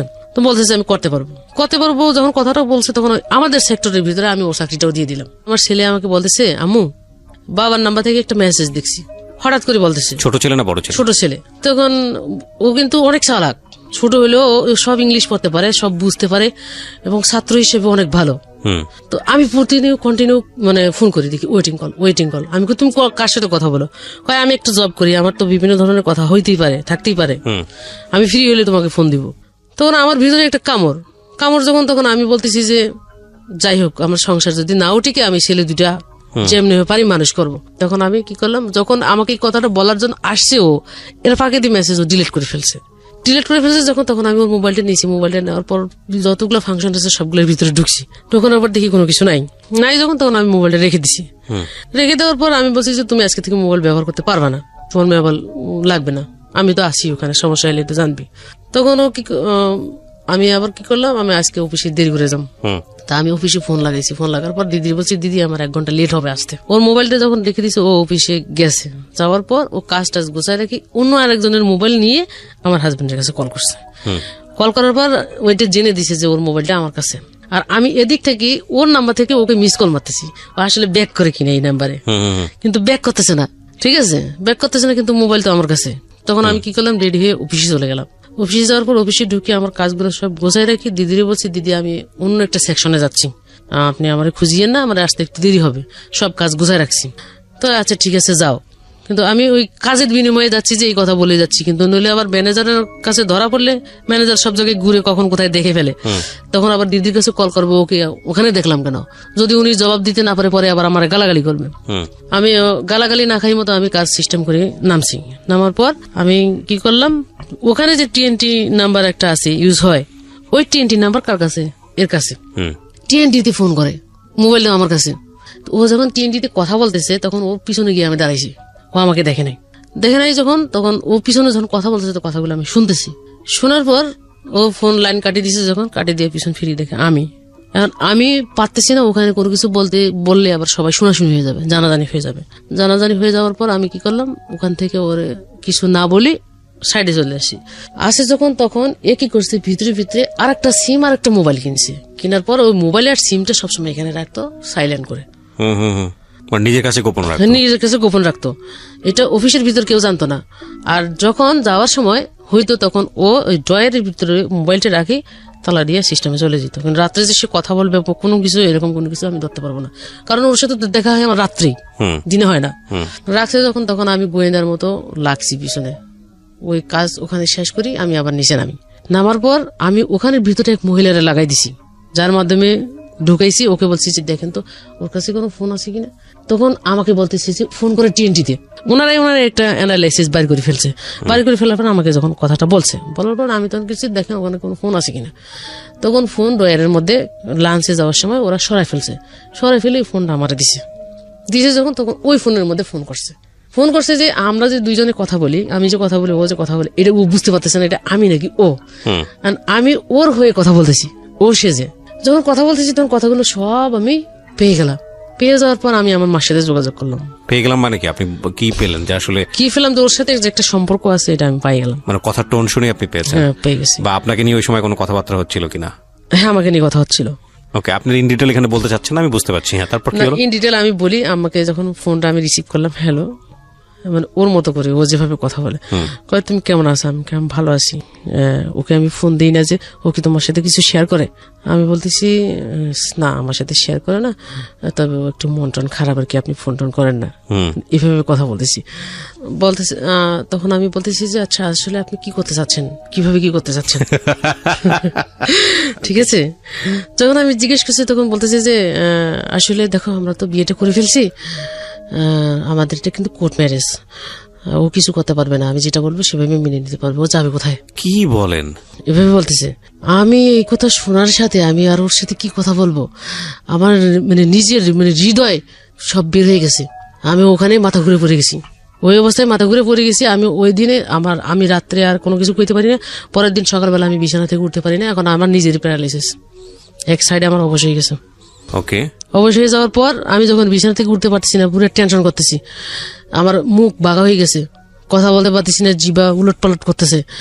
অফিসের মধ্যে ফোন দিয়ে জানাই দিছি আমি অসুস্থ, আসতে পারতেছি না। ও আমার কথা বলবে কি, আর আমার নামে বদনাম গাইছে যে আমি ঢং করতেছি, অ্যাক্টিং করছি, এরকম ধরনের কিছু বলছে।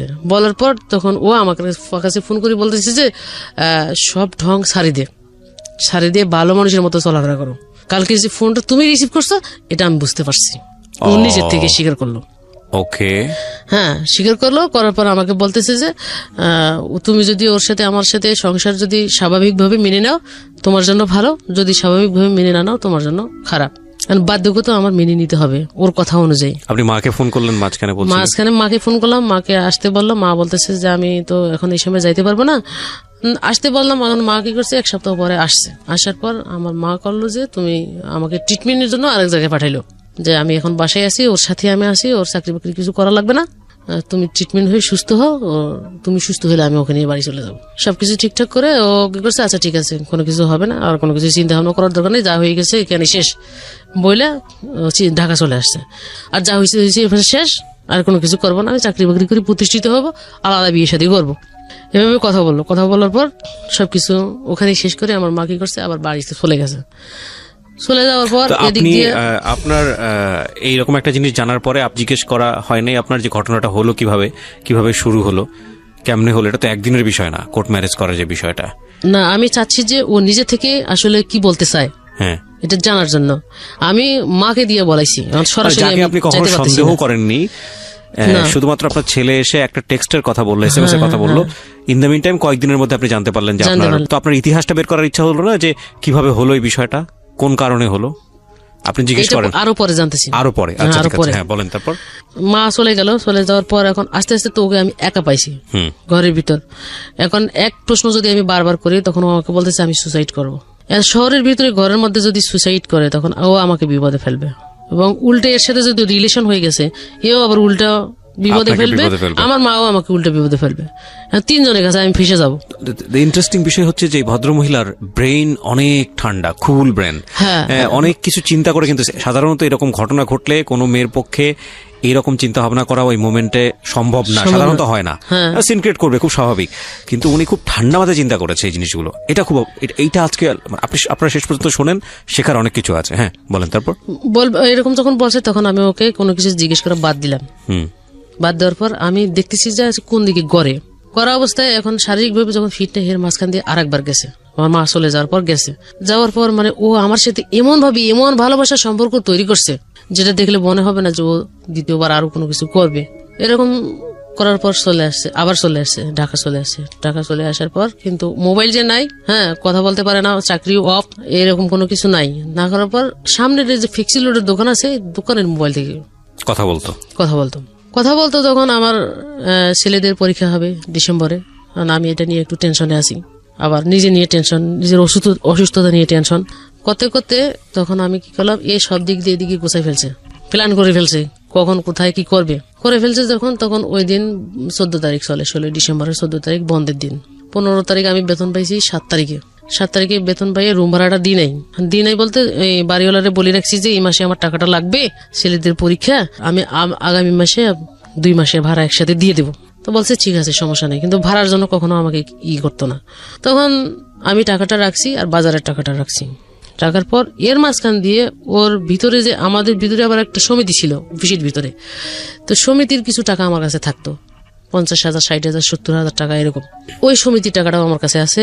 ওর একটা সমিতি আছে, ওই সমিতির টাকা ওর কাছে আছে। ওই সমিতির ওর কাছে 20,000 টাকা, আমার কাছে 50,000, আমার বেতনের টাকা প্রায় 1,20,000 টাকার মতো টাকা আছে। আর আগে থেকে ওর কাছে আমি শেয়ার করতাম, আমি বেতন পেলে বেতন আনি ওরা দিয়ে দিতাম, যে তুই এটার জন্য রাখ, এটা কর, এটা হিসাবটা সবকিছু ওরা আমি বুঝিয়ে দিতাম।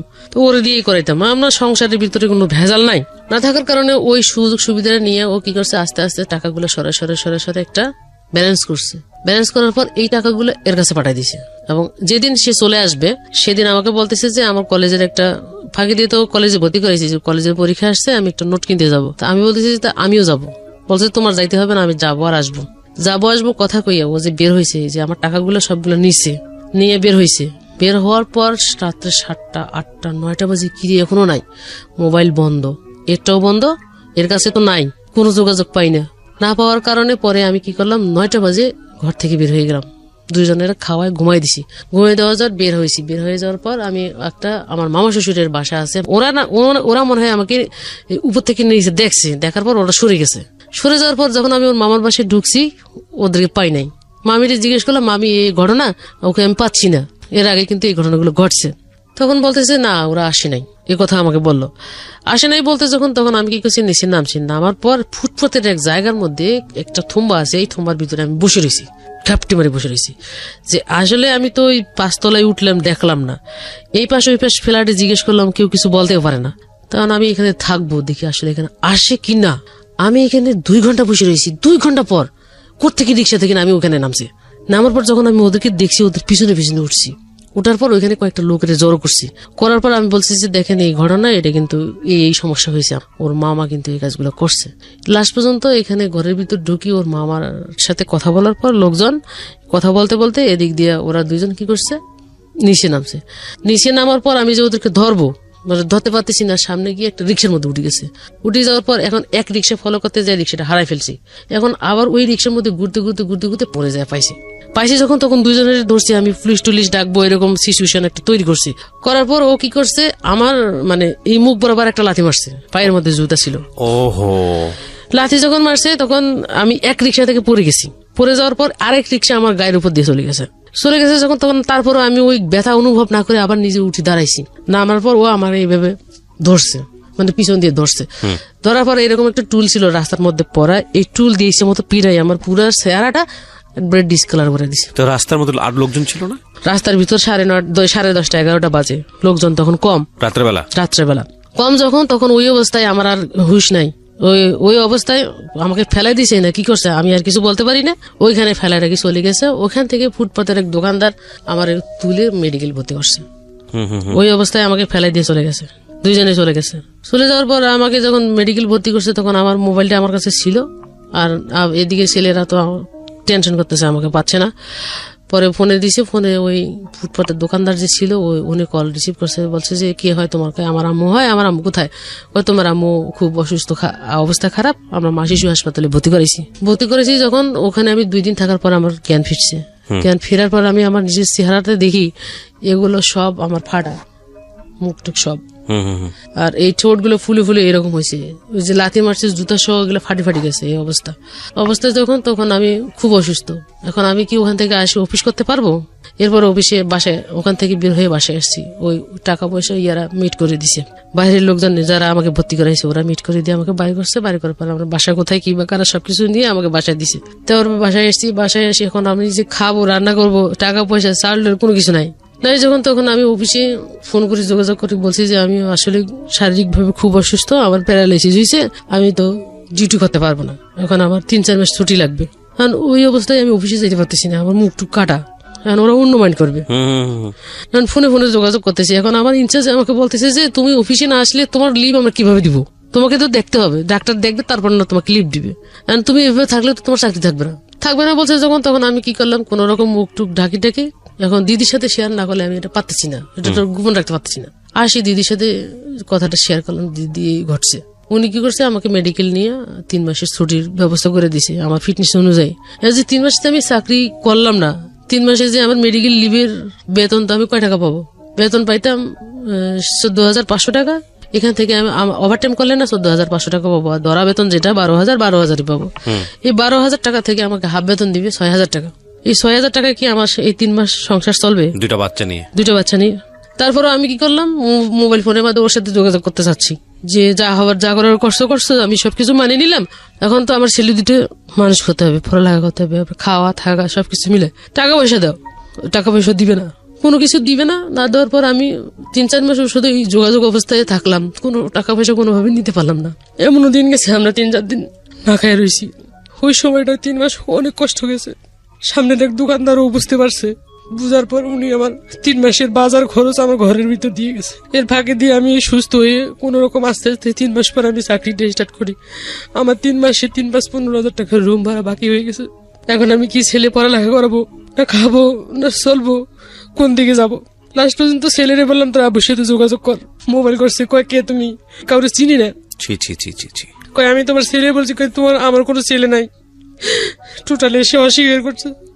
আমি এখন কি করব? ওইখানকার 13-14,000 টাকা দিয়েও আমার সংসার চলবে না। পরে আমি আবার চাকরি চেঞ্জ করার সিদ্ধান্ত নেওয়ার পর ওই 3 মাস আমার খুব কষ্ট গেছে, যেটা আমি কাউকে বলতে পারবো না। আমার অসুস্থ চিকিৎসার টাকা নেই, আমার খাওয়ার টাকা নেই, আমার ঘর ভাড়ার টাকা নেই, কোনো কিছু নেই আমার কাছে। এরপর ওই এলাকার মানুষ যতটুকু পারছে আমাকে সহযোগিতা করছে, পাশের রুমের ভাবি যতটুকু পারছে আমাকে সহযোগিতা করছে। আপনি পুলিশের কাছে যাননি কেন ওই সময়টাতে? এখন আমি নিজে খাইতে পারি না, পুলিশের কাছে গেলে আমার থেকে টাকা চাইবো, আমি টাকা কোথেকে দিব? মামলা করতে গেলে আমার কাছে টাকা চাইবো, আমি টাকা কোথেকে দিব? আমার তো নিজের খাওয়ার কিছু নাই। অফিসে আসি, আমার ম্যানেজারকে বলছি আমি তো এখানে 5 বছর হয়েছি চাকরি করছি, আমার টাকা পয়সার সমস্যা আছে, আমি রিজেন দিই, আমার যে ফান্ডের টাকাগুলো সেগুলো আমার দিয়ে দেন, দরকার হলে আপনি আমাকে রিজয়েন করেন। উনি বলতেছে এরকম সিস্টেম নেই, আমরা এটা করতে পারবো না। সিস্টেম আছে কিন্তু ওনারা করতেছে না, মানে আমাকে ছাড়তে চাচ্ছে না, আমার কাজের জন্য আমাকে ছাড়তে চাচ্ছে না, কিন্তু আমাকে টাকাটা দিবে না। পরে ওই আমার ইনচার্জ বললো যে আমরা তোমাকে সবাই মিলে একটা সহযোগিতা করি, আপাতত তুমি এটা দিয়ে চলো। ওরা সবাই কি করছে, সবাই ভিতরে ভিতরে টাকা কালেকশন করছে। টাকা কালেকশন করে ওরা আমাকে 10,000 টাকা দিয়েছে। 10,000 টাকা দেওয়ার পর এদিকে জমিদার বাড়িওয়ালা বুঝতে পারতেছে যে আমার তো আর কিছু নাই, আমি অথবা রুম ভাড়া না দিয়ে যদি পালাই যাই তখন আমার কই পাইবো। বাসা ভাড়ার জন্য প্রেশার দেওয়া শুরু করে দিয়েছে। এরা এদিক সেদিক অনেকজন অনেক কিছু বলতেছে। তখন আমি বলছি যে আমার একটু সময় দেন, আমি আপনার টাকাটা ব্যবস্থা করে দিব। পরে ওখান থেকে 10,000 টাকা দিচ্ছি। 10,000 টাকা আমি রুম ভাড়ার টাকাটা দিয়ে দিচ্ছি, আরো 5,000 টাকা পাও না, আবার রানিং ভাড়ার টাকা তখন আমি এদিকে হাল ছাড়ি দিনে চেষ্টা করতেছি যে আমি একটা সমাধান করে কিনা বা একটা ইয়ে করে কিনা। না করার পর তখন আমি আবারও ওদের বাড়িতে যোগাযোগ করলাম। সবকিছু আমরা এত ভাগি বললে চলবে না, আমাকে এখন শক্ত হয়ে দাঁড়াইতে হবে, নিজে নিজে করতে হবে। এখন ওর আশা বাদ, ওদিকে বাদ দিয়ে অফিসে যাওয়া শুরু করি। পরের মাসে বেতন পেলাম, মানে 8,500 টাকা অ্যাবসেন্ট করার পর। এই টাকা দিয়ে রুম ভাড়ার টাকাটা দিয়ে দিছি। এদিকে স্কুলে পরে স্কুলের বেতন, প্রাইভেটের বেতন সবকিছু মিলে দেওয়ার পর আমার খাওয়ার টাকা নাই। বললাম যে আপনি আমাকে দোকানে 2 মাস বাকি খরচ চালান, আর আমি অন্য একটা চাকরির ব্যবস্থা করতেছি, যদি বাড়তি বেতন পাই টাকাটা আপনার একবারে দিয়ে দিব, সমস্যা তো আমার একসাথে থাকবে না। এখন সমাপনী পরীক্ষা দিয়েছি, পরীক্ষা দেওয়ার পর রেজাল্ট বেরিয়েছে, A+ পাইছে। এখন পরবর্তীতে আমি ছেলেটি 6 ভর্তি করাবো, আমার তো টাকা লাগবে, 6 দিব কোথায়?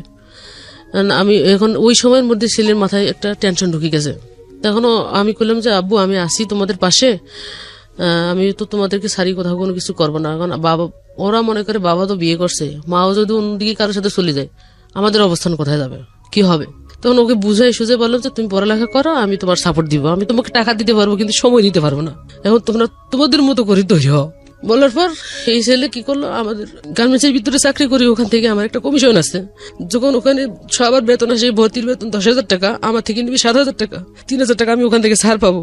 আর মাসিক বেতন আছে 850 টাকা, ওখান থেকে আমি 375 টাকা বেতন দেবো মাসিক, ওখান থেকে ছাড় পাবো। তো এটার জন্য করতে হবে আমার ওখানকার অফিসের একটা প্রত্যয়নপত্র আছে, ওইটা এই সাইড থেকে সিল করে লিখিত দিয়ে ওই অফিসের কাগজটা ওই স্কুলে জমা দিতে হয়, তাহলে ওই টাকাগুলো থেকে আমি ছাড় পাই। তা আমার একটা সুবিধা যেহেতু আছে, সেহেতু একটা ব্যবস্থা হবেই। যখন তখন ছেলের বললাম, ছেলে ওখানে রিটার্ন পরীক্ষা দিতে হবে, রিটার্ন পরীক্ষা টিকলে নিবে না টিকলে নিবে না। তো রিটার্ন পরীক্ষাতে কোনো রকম কষ্ট করে ওকে শো করাইলাম, শো করানোর পর রিটার্ন পরীক্ষা টিকলো না টিকার কারণে আমি কইছি যে স্কুল ভালো, পড়ালেখা ভালো। কারণ আমি কইছি যে নাম করা একটা স্কুল থেকে যেন আমার ছেলে পেলে পড়ালেখা করে বাইরে হইতে পারে, এরকম সাহস একটা নিয়েছি, পদক্ষেপ নিয়েছি। এখন এর পরিবর্তে যদি আমার খারাপ কাজও করতে হয় আমি করব, এরকম একটা সাহস নিছি। নেওয়ার পর আমি কি করলাম, ওখানে এই জিএম এর সাথে যোগাযোগ করার পর বলতেছে যে আসলে সময়টা, মানে 2 দিন আগে যদি আসতেন তাহলে আমি এটা করে দিতে পারতাম, আপনি আপাতত 1 বছরটা লস করেন, পরের বছরে আপনি দেন। আমি কোনো লস করতে পারবো না, বয়স তো কমবে না, বাড়বে। তখন আমি কি করলাম, পাশের একটা বেগমজান স্কুল আছে, ওই স্কুলের মধ্যে আমি 6 ভর্তি করাইলাম। ভর্তি করানোর পর ওই বছরটা ওখানে চললো। খুব টানাটানি কষ্টের ভিতরে আমার বছরটা চলছে, খুব কষ্টের ভিতরে চলছে। খাই না খাই আমি ওই সময় যে ওদের একটা বাড়তি সময় খাবার দেওয়ার সময়, শারীরিক ফিটনেস ঠিক রাখার জন্য একটা খাবার দাবারের ব্যবস্থা ওই রকম কিছু নাই। ওই ফিটনেসটা আমি এখনো আর আনতে পারতেছি না, যদিও হাজারে খাওয়াই। 3 দিন ওরাও শুকিয়ে যায়, আমিও শুকিয়ে যাই, এই অবস্থা। লাস্ট পর্যন্ত এই জায়গায় সংসার চলে না। তখন আমি আমার ম্যানেজারের কাছে বললাম, স্যার আমার তো সমস্যা, আমি চাকরিটা করতে পারবো না, দরকার হয় আপনি আমাকে প্রমোশন দেন, না হলে আমার এই ফান্ডের টাকাটা দেন। তখন ওই একটা লাইন চেঞ্জ করে আরেকটা লাইনে গেছি, ওখানে একটা মেয়ে ছিল, ও কি করছে, ওই টাকার বেতন পোষায় না বিদে, ওর এরকম সমস্যা একটা ছিল, হাজবেন্ড 2য় বিয়ে করছে। ও কি করছে, এই ফ্যাক্টরি চেঞ্জ করে আরেকটা জায়গায় গেছে। ওইখানে গিয়ে ওর কথা মনে পড়ে আমি ওর কাছে একটা কল করছি। কল দেওয়ার পর আমি বলছি যে আমার এরকম চাকরি লাগবে, তুমি তো জানো সমস্যা, আমি এইটাকে গুলাইতে পারি না। কয় আচ্ছা তুমি সন্ধ্যার দিকে আমার সাথে দেখা করো, দেখা করলে আমি ডিটেলস তোমাকে বলবো। তো ওই জায়গায় স্যারের সাথে আমার জন্য কথা বলছে। তো উনি পরের দিন সকালবেলা আমাকে দেখা করতে বলছে। পরে এই যে ঘাটতিটা পূরণ করতে করতে আমার এদিকে 50,000 টাকা আমি ঋণের মধ্যে এখনো আসি। এখন এই ঋণটা কিভাবে পরিশোধ করবো? পরে ওখান থেকে ওর সাথে যোগাযোগ করে সন্ধ্যার দিকে ওর সাথে দেখা করলাম। দেখা করার পর কথা বলার পর বলছে যে তুমি কালকে সকালবেলা অমুক ফ্যাক্টরির গেটের সামনে আসো। আমাকে লোকেশন দিয়ে দিল। লোকেশন দেওয়ার পর ইন্টারভিউর সময় যেগুলো লাগে, যেভাবে যেতে হয় ওভাবে গেলাম, সবকিছু ফেলে রাখি।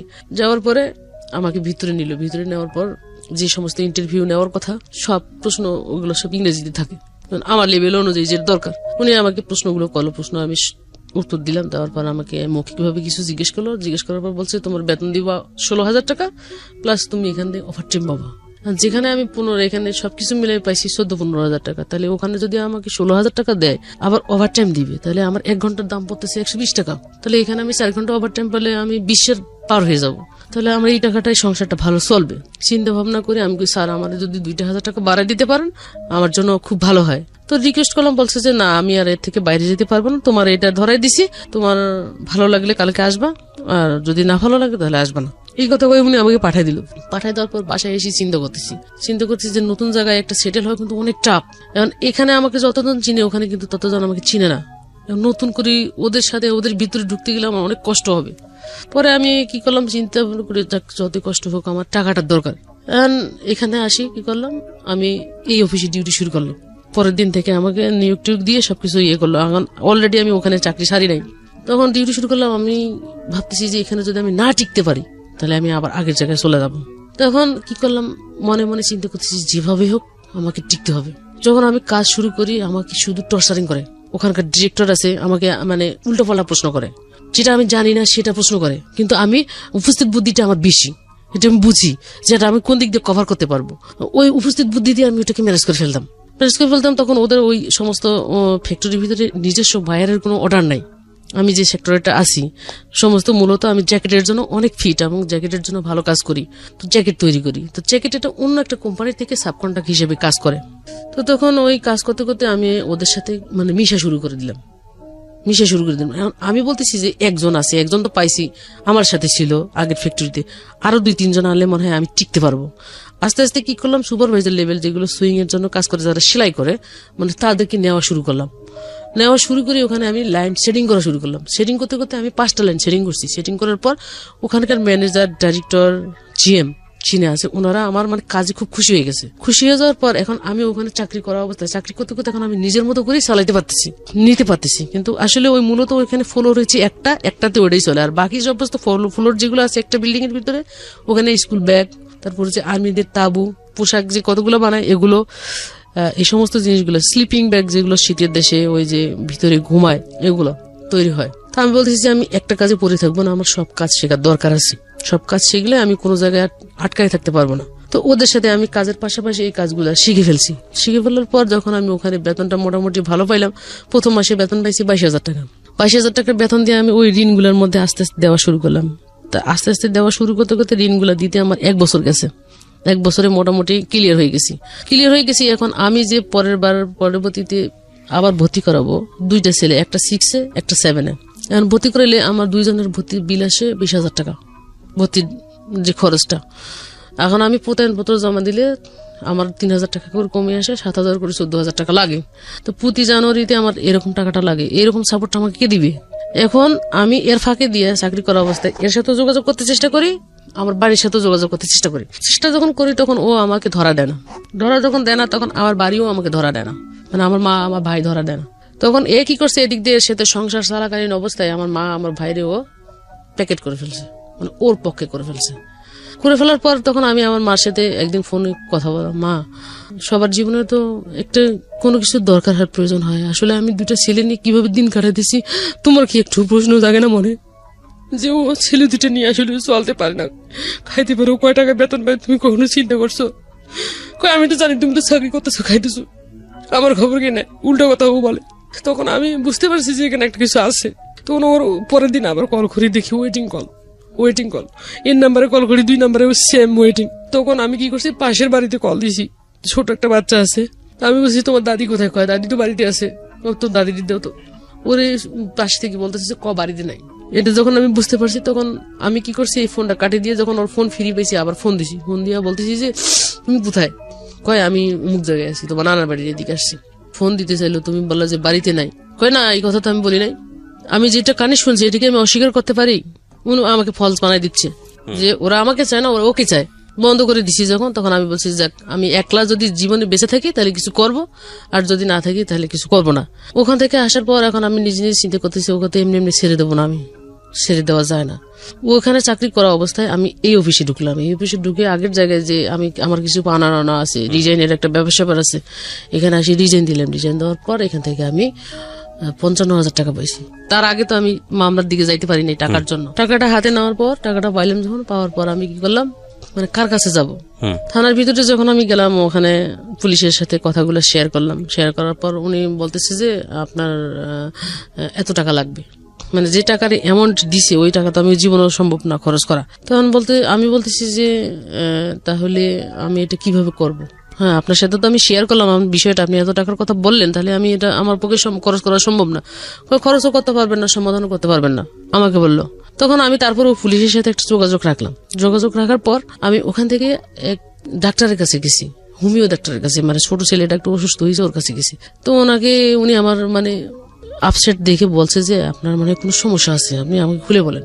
যখন আমি ওনাকে খুলে বললাম, উনি আমাকে একজন উকিল দেখাই দিল, মানে ওনার ফ্রেন্ড হয় আর কি, যে উনি অনেক ভালো মানুষ, মানুষের উপকার করে।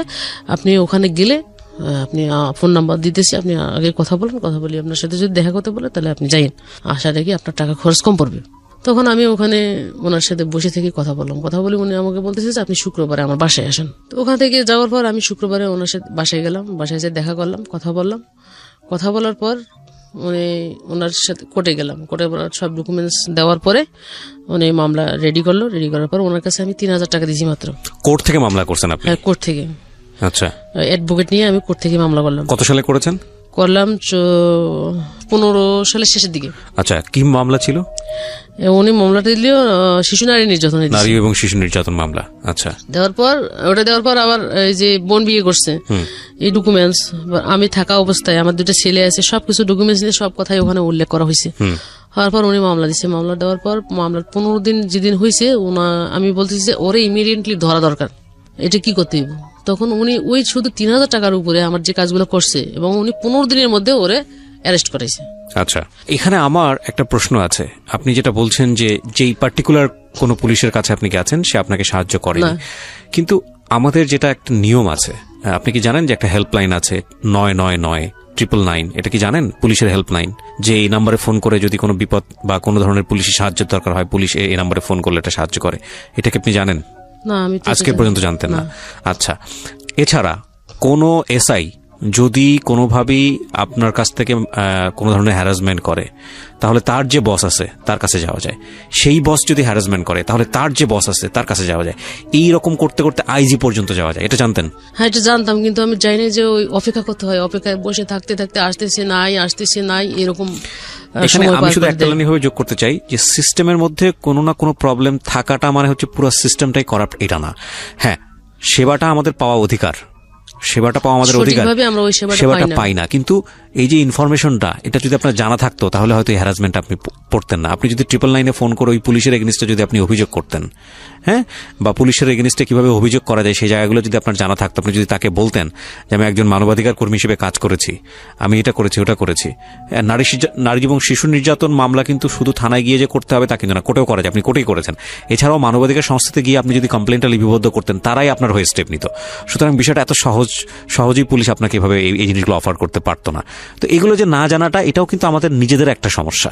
হ্যাঁ, মানে আপনার প্রেক্ষাপট আসলো বলেই আমি কথাগুলো বললাম, কারণ এই ভিডিওটা, এই অডিওটা লাখ লাখ মানুষে শুনবে, তারা হয়তো বা এই কথাগুলো শোনার পরে উপকৃত হবে, সে কারণেই বলা। তারপরে কি হলো? অ্যারেস্ট করলো। অ্যারেস্ট হওয়ার পর ওকে ঢাকা অ্যারেস্ট করছে, তারিখ পড়ছে, মামলার তারিখের পরে ওই দিন আমার ওর সাথে দেখা হইলো, কোর্টে দেখা হইলো। কোর্টে দেখা হওয়ার পর ও মামলা বলছে যে আমি তো ওকে ডিভোর্স করি নাই, আমি ওকেও রাখবো, ভরণ পোষণ দিব, দুইজনেই আমার স্ত্রী। সোজা আঙ্গুলে ঘি ওঠে না, উঠলো। হ্যাঁ, এটা শুধু ওখানে মুখে শো বলে, কিন্তু বাস্তবে কিছু করে না। ওখানে বলার পর কি হলো? ওখানে যখন বলার পর যখন দিব বলছে, এবং দুই পক্ষ নিয়ে বসার পর দিব গইয়া, ওখান থেকে আমি এরপরে আবার চাকরি চালাবো, এত দূর আসা যাওয়া তো সম্ভব না। আমি চাইছি যে একটা সমঝোতা, দেখতেছি যে এই সমঝোতা যখন কোর্টের ভিতরে মুভ হয় তখন ওখানে স্বীকার করে, যখন ওখান থেকে চলে আসে তখন আর কোনো খোঁজ খবর নাই। চলে আসে মানে কি? ওকে জামিন পেলো? হ্যাঁ, পরে ওরা জামিন পেয়েছে। আচ্ছা, জামিন পাওয়ার পর পরে যখন দুজনকে ধরছিল, হ্যাঁ, দুজনকে ধরছিল। ধরার পর জামিন পেয়েছি, জামিন পাওয়ার পরে এর ফ্যামিলি আবার ওকে চাপ দিছে যে তুমি এই বিষয়টা নিয়ে কি করবা। বলে যে এটা বিষয় নিয়ে তোমরা কোনো কথা বলবো না, এটা আমার ইন্টারনাল ব্যাপার, ব্যক্তিগত ব্যাপার। ওর চাকরির ক্ষেত্রে কোনো সমস্যা হলো না? চাকরির ক্ষেত্রে চাকরি থেকে ওকে সাসপেন্ড করা হয়েছে। আচ্ছা, এই ঘটনার পরে চাকরি থেকে সাসপেন্ড করা হয়েছে। সাসপেন্ড করার পরে আমি যখন মামলাটা চালাইতে পারতেছি না, এখন আমি ছেলের পড়ালেখা চালাবো না সংসার চালাবো নাকি আমি চলবো, এদিক দিয়ে আমার টাকা শেষ করার পরে আমি ই করলাম, পরের বছর আবার ভর্তি 6 থেকে 7 থেকে 8 প্রতি বছরে আবার ভর্তি পরীক্ষা শুরু হইলো। টাকা এদিক দিয়ে খরচ করলাম, পরে সুদে টাকা নিয়ে ছেলে ভর্তি করাইলাম। পরে আমি যখন মামলাটার পরে চালাইতে পারতেছি না, এদিকে আমার একটা ব্যাকআপ হওয়ার কারণে পরে ও নিজে থেকে কোর্টের মাধ্যমে কি কি করে রিলিফ হয়ে গেছে। হয়ে যাওয়ার পরে আবার পুনরায় কোন কাগজপত্র শো করে আবার চাকরি করতেছে। চাকরি করার পরে যখন আমি নিজে চিন্তা করলাম যে আসলে দূরে এলে তো সব আমার টাকা শেষ হয়ে যাবে বা আমি নিজেও শেষ হয়ে যাবো, পরে ছেলে দুইটা বাঁচাইতে পারবো না করার কারণে পরে সিদ্ধান্ত নিয়েছি নাম্বার সব সিম টিম চেঞ্জ করে বাসা টাসা চেঞ্জ করে এক জায়গায় যে ভিড়ছি, মানে এক জায়গায় বাসা নিয়ে রয়েছি, ছেলে দুইটা পড়ালেখা করাচ্ছি, আমি নিজে চলতেছি। এই চলাচলা অবস্থায় আমার 16 সালের মধ্যে 16 সালের শেষের দিকে আমি যে অফিসে চাকরি করি, ওই অফিস থেকে আমাকে আরেকটা ফ্লোরের ভিতরে ট্রান্সফার করে দিয়েছে। ট্রান্সফার করা অবস্থায় ওখানে ফ্যাক্টরিটা ছিল সব কোরিয়ান লোকজন ওখানে মালিকরা ছিল। চাকরি করা অবস্থায় এক কোরিয়ান লোকের চোখের মধ্যে আমি পড়ে যাই। ও কোরিয়ান যেভাবে হোক ও আমাকে ভোগ করবে, মানে ওর ভিতরে পরিকল্পনা একটা। তখন আমার বাঙালি যে ম্যানেজমেন্ট আছে, বাঙালি ম্যানেজার ওনাকে প্রস্তাব করছে। প্রস্তাব করার পর ও বাঙালি ম্যানেজার বলছে যে ওকে ওই সমস্ত কথা বলা তো দূরের কথা, আমি যদি ওকে কিছু বলি ও জুতা খুলে আমারই পিঠাইব, ওকে আমি এই কথা বলতে পারবো না। যদি তুমি বলতে না পারো তুমিও চাকরি করতে পারবে না। ওনার উপর একটা প্রেশার যখন আসছে তখন উনি আমাকে রুমের ভিতর ডাকে নিয়ে কথাটা আমাকে বলছে। আমি বলছি যে দেখেন, আমার জীবনে যাই হোক, যা কিছু হোক না কেন, যতই ঝড় যাক না কেন, আমি আমার ক্যারেক্টার খারাপ করব না। যদি আমার চাকরি না থাকে না থাকবে, যদি আল্লাহ আমাকে চালায় আমি সেভাবেই চলবো, যদি আমার কপালে আরো দুঃখ কষ্ট লিখেই থাকে আমি ওটাকে বহন করবো, তবু আমি আমার ক্যারেক্টার খারাপ করবো না। বলার পর উনি আমাকে কোনোভাবেই পাচ্ছে না। তখন একটা মাল যেভাবে আমরা শিপমেন্ট করি ফেল গেছে আর কি। তো ওই বায়ারকে উপস্থিত বোঝানোর জন্য আমাকে যেটা করণীয় ফ্যাক্টরির পক্ষ থেকে করা হয় আর কি, এই কাজটা আমি করতেছি। বায়ারকে হ্যাপি করার জন্য রাগ উঠে গেছে যখন, তখন আমি যদি এখানে চাকরি করতে না পারি, এখানে কারোর চাকরি করতে দিব না। কিন্তু উনি আমার পিছনে 5 জন না লাগায়, 2 জন কোরিয়ান 3 জন বাঙালি লাগাই দিছে। এমন ভাবে টর্চারিং করতেছে, আমি ওখানে চাকরি করতে পারতেছি না, চাকরি করতেও পারবো না। তখন আমার বেতন ওখানে 27,000 টাকা উঠছে। এখন আমি কি করবো, আমি চাকরি বাঁচাইতে পারতেছি না, এদিকে আমি এই কাজও করতে পারতেছি না। তখন আমার মাথা গরম হয়ে গেছে। পরে আমি কার্টুনের চিপের ভিতরে 2 জনের শার্টের কলার ধাম করে ধরে 2 জনের ঘুষির উপর ঘুষি মারছি। ঘুষি মারার পর ওরা যখন 3 জন আমাকে ধরতে আসছে, এই পিছন দিয়ে পা দিয়ে আমি লাথি মারছি। লাথি মারার পর এখান থেকে আমাকে ওই সাইড থেকে এক মহিলা আনার পর আমাকে ওখান থেকে সরে নেওয়ার পর আমি বলছি যে আমি এখানে চাকরি যদি করতে না পারি, ওরা 5 জন চাকরি করতে পারবে না এখানে, আর ওরা 5 জন যদি চাকরি করে তাহলে আমি এখানে চাকরি করবো, নইলে আমি কারোর চাকরি করতে দিব না। চাকরি ওই দিন ওই 5 জনেরও শেষ, আমারটাও শেষ। চাকরি ছাড়িয়ে দিলাম। ছাড়িয়ে দেওয়ার পর আমি ওখান থেকে ডিজাইন দিয়ে টাকা পাইছি 38,000 টাকা পাইছি। 38,000 টাকা। এখন আমি আরেকটা চাকরি ধরতে গেলে যে আমার ব্যালেন্স লাগবে, আমি তো ওই মাসে আর চাকরি পাবো না, বা আজকে যোগাযোগ করলে আজকে চাকরি পাবো না, এরকম।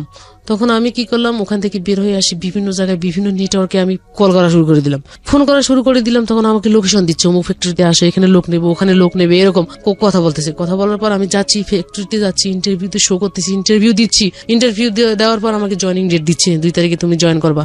কিন্তু 1 তারিখে আমার কাছে জিএমরা যারা আছে, ভালো ভালো পজিশনের লোকেরা যারা আছে, এরা আমাকে কল করতেছে, তুমি আমার বাসায় একটু আসতে পারবা? আমার সাথে ফ্যাক্টরির সাথে সম্পর্ক হচ্ছে, আমি কাজের জন্য গেছি, ইন্টারভিউ ফেস করছি, আমি ওখানে চাকরি করব। আপনি আমাকে ইন্টারভিউ নিছেন, পরীক্ষা দিতে হয়েছে, আপনি আমাকে মার্ক করছেন, যেখানে আমি সিলেক্টেড হয়েছি সেখানে আপনি কেন আমাকে রাত্রে বেলা আপনার বাসায় ডাকতেছেন? আপনার চাকরি আমার লাগবে না, আমি আপনার চাকরি করবো না। জয়নিং ডেট দিয়েছে আমার 2 তারিখে সেখানে জয়েন করার কথা, আমি জয়েন করি নাই। না করার পরে আমি 2 মাস জবলেস থাকলাম, আবার একটা কষ্টের ভিতরে পড়ে যাচ্ছি। 2 মাস চাকরি না থাকা, আমি এখন এইদিকে থাকা খাওয়া সমস্যা হয়ে যাওয়ার পর আমি কি করলাম, এক কোরিয়ান ম্যাডামরে পাইছি। ও ম্যাডামের কাছে কল করছি, ম্যাডাম আমার জব লাগবে।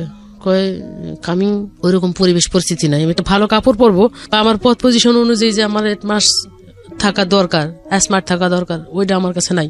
এখন ওরা সবসময় ফলো করে আউটলুকিং, আমার কোয়ালিটি যদি ঠিক না থাকে তাহলে আমি কাজের কোয়ালিটি কি দেবো? তারপর কোন রকম ম্যানেজ করে আমি গেছি। যাওয়ার পরে উনি আমাকে প্রস্তাব দিল যে তুমি আমার এখানে কন্ট্রাক্টে কাজ করবা, ডেইলি হিসেবে তোমাকে টাকা দেবো। এখন আমি যে পজিশনে চাকরি করছি ওই পজিশনে আমাকে সবাই চিনে। এখন আমি যদি তোমার এখানে কন্ট্রাক্টে কাজ করি, আমি কন্ট্রাক্টে কাজ করতে পারবো না, সম্ভব না, আমি কাজটা করবো না। তখন আমাকে বলতেছে আমার টেমা বাইরের একটা 11,000 পিস মাল ফেল আছে, মালটা আমি 10 বার রিচেক করছি, আমার মালটা শিপমেন্ট দিতে পারতেছি না, তুমি যদি মালটা শিপমেন্ট দিতে পারো তাহলে তোমাকে আমি 25,000 টাকা স্যালারি দিব, প্লাস তোমাকে ফুল বোনাস দিব। তখন আমি ওর কথায় রাজি হয়ে যাই যে আমি মালটা শিপমেন্ট করাই দেবো, আর তোমার যেটা দেওয়ার তুমি আমাকে দিবা। চিবি তখন আমি ওখানে জমা দিলাম। জমা দেওয়ার পর ওই দিন থেকে আমি ওখানে কাজ স্টার্টিং করলাম। স্টার্টিং করার পর আমি 4 দিনে কাজটা ওকে করে 5 দিনের দিনে ওর শিপমেন্ট আমি ওকে করাইলাম। ওকে করার পর উনি আমাকে 25,000 টাকা বেতন ধরাইলো আর দিল, মানে ওই রোজার মাসের 10 দিন আগে আমি জয়েন করছি। ওখানে ফুল বোনাস আমাকে দিয়ে দিছে। মোটামুটি একটা ভালো পজিশনে আসলাম। আসার পর কোয়ালিটি ম্যানেজারের সাথে, আমি যে কোয়ালিটি ইনচার্জ, কোয়ালিটি ম্যানেজারের সাথে যখন আমি চাকরি করতে যাব, আমার সবকিছু ইন্টারনাল ডিল করতে হবে কোয়ালিটি ম্যানেজারের সাথে।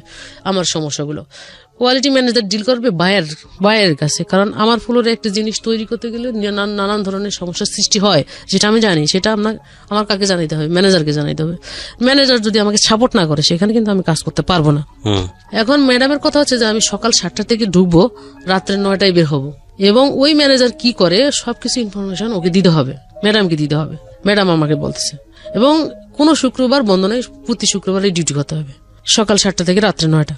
আর কোন রকম এদিকে তো আমার টাকার দরকার, প্রয়োজন আছে, করতে হবে। করা অবস্থায় এর ফাঁকে দিয়া চাকরি করলাম।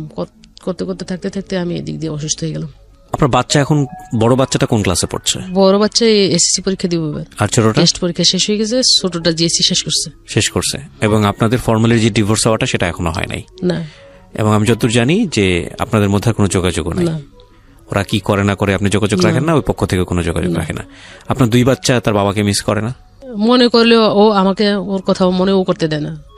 বাবা মানে ছেলেই মনে করতে দেয় না? ওই যে বলছে যে তোমাকে আমি চিনি না, এটাকে কেন্দ্র করে ও যোগাযোগ করতে দেয় না। শুধু আমাকে এই সান্ত্বনা দিচ্ছে যে হাজারো হলেও আমি তো এসএসসি পাস করব, তোমাকে তো আমি ভালো কিছু দিব, ভালো রেজাল্ট দিব।